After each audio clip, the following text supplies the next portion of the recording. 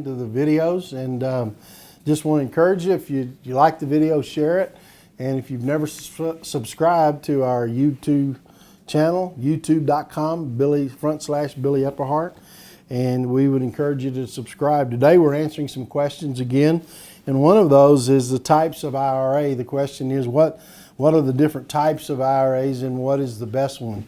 Well, the first thing I would say, if you're employed at a company that actually has a 401k, or a 403b, or a 457a, those are vehicles that are treated from a tax purpose exactly like what we would call a traditional IRA. They're very similar.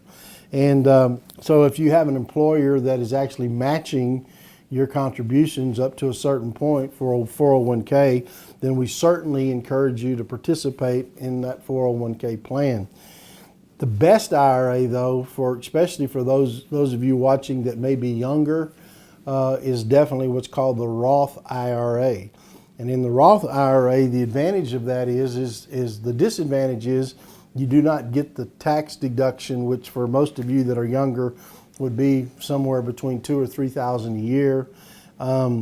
But you don't get that tax deduction. But what you do get is you get all the money that you put in, plus all the earnings that money has, grows and increases for you tax-free. That means when you get to the age of, say, 59, all of that increase that's happened, you don't have to pay taxes. You get to take the money out without any tax consequence or any taxable event.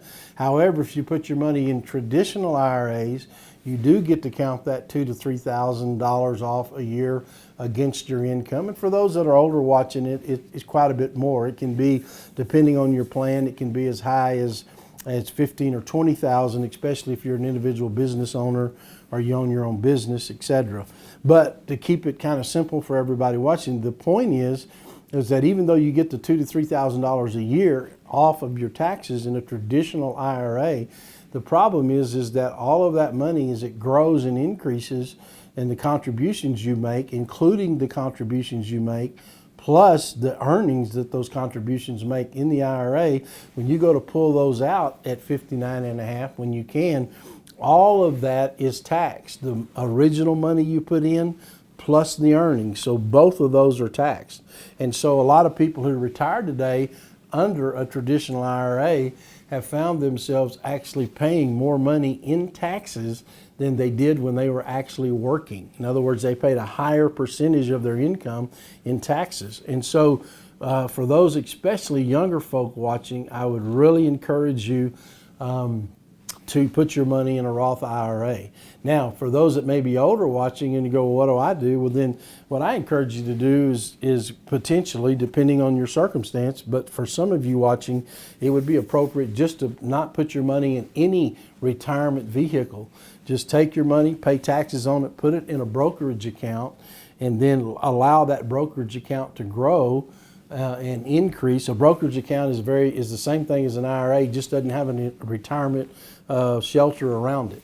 And so then when you start taking your money out, in that case, then the only thing that you're actually paying money on is the actual earnings. And there are strategies that you can take to actually minimize what your tax consequence will be. So the two primary IRAs are a traditional IRA and a Roth. There are others, but the two primary are traditional and Roth. And I encourage the majority of you watching this video, the Roth IRA is the correct way to go. So this is Billy Epperhart. I want to say appreciate you watching, and we want to encourage you to go to YouTube and subscribe to our channel. We look forward to seeing you again right back here. Bye-bye.